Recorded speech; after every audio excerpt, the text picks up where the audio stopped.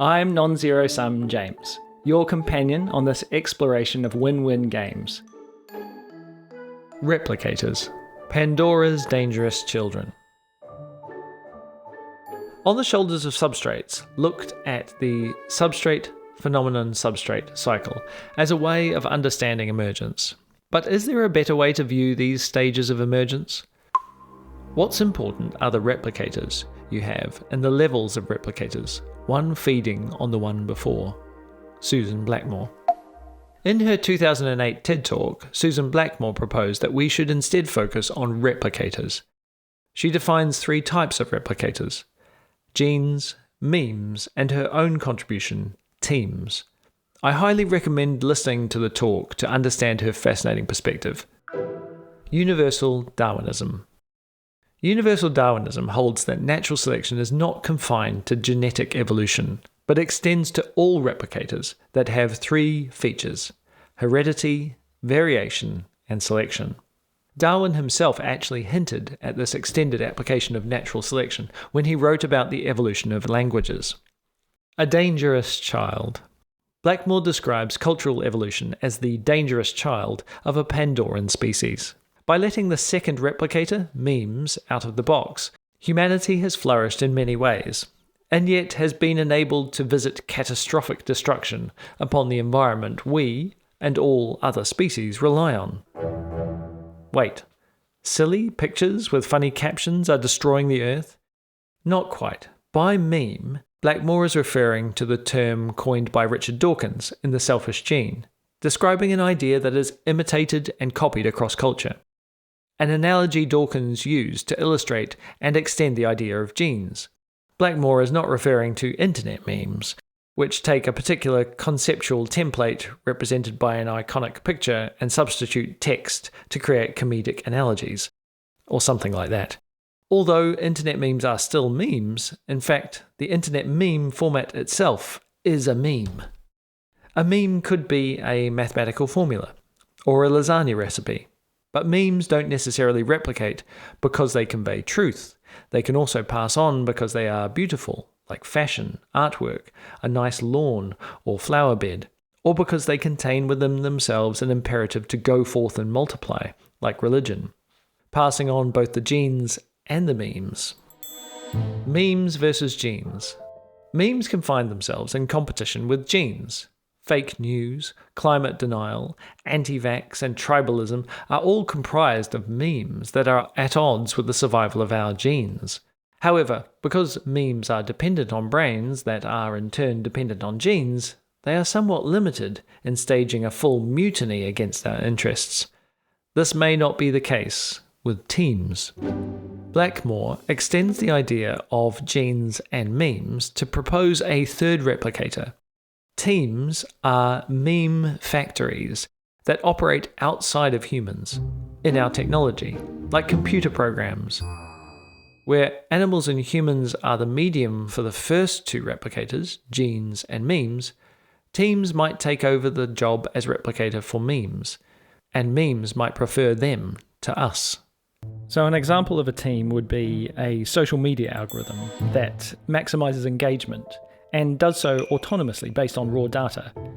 We've seen how that without a human in the loop, such algorithms can create toxic social environments that spread conspiracy theories or polarizing rhetoric. So when someone goes on Facebook and sees their work colleagues rage-baiting political opinion, rather than, say, a picture of their kids or a career milestone, that is a meme, the rage bait, preferentially served up by a Teme, the engagement algorithm, in what is a mutually beneficial relationship for them both, the meme and the Teme, but that comes at the expense of human well-being. The Temes are selfish replicators, and they don't care about us, or our planet, or anything else. As technology becomes increasingly decoupled from humans, the partnership of memes and Temes may become a liability. Self-replicating AI may be the point at which Temes break their dependency on humanity for reproduction. And Susan Blackmore warns that threshold should be approached with great trepidation. There is a counterpoint to this doom and gloom, though, in that if we look back at emergence, as we have, In terms of substrates, the principle of emergence doesn't hold that each succeeding phenomenon destroys the one before. In fact, quite the opposite. The maintenance of the underlying substrate is vital. I see this as analogous to the emergence of eukaryotic cells that we covered a couple of episodes ago. These complex cells that have a nucleus, they evolved from more simple prokaryotic cells. Where the once simple prokaryotes roamed around relatively independently, eking out their own way in a fraught environment, the eukaryotic cell now imposes a structure by force that at once preserves the survival of the prokaryote, keeping it in harmony with the other elements within the cell wall. It also robs it of any autonomy it once had. So on paper, the prokaryote has greater safety and well-being, but it pays for it with its freedom. In the same way, AI might help us coordinate in a way that solves many of the major problems that we face, like geopolitical violence, the climate, the economy, but at the expense of our freedom. And I think we'd prefer that we did so on our own terms, which will take us actually coordinating with each other without a sort of an AI daddy to enforce the harmony. While Blackmore defines 3 replicators on Earth, genes, memes, and temes, I would contend, in the spirit of universal Darwinism, that we could define some of the substrates discussed previously as proto-replicators, given the substrates reproduce consistent forms, pseudo-heredity, with variation and survival, selection. We could employ more of the alphabet to our cause: SNEENs, supernova replicators, greens, gravitational replicators, and of course queens, quantum replicators. So, Blackmore's insights over 15 years ago are worth considering at present, given recent progress in AI, but are also just a unique lens with which to view our own motivations and actions. Who are we serving when we gossip in the office, our genes or our memes? Who benefits most from our technology?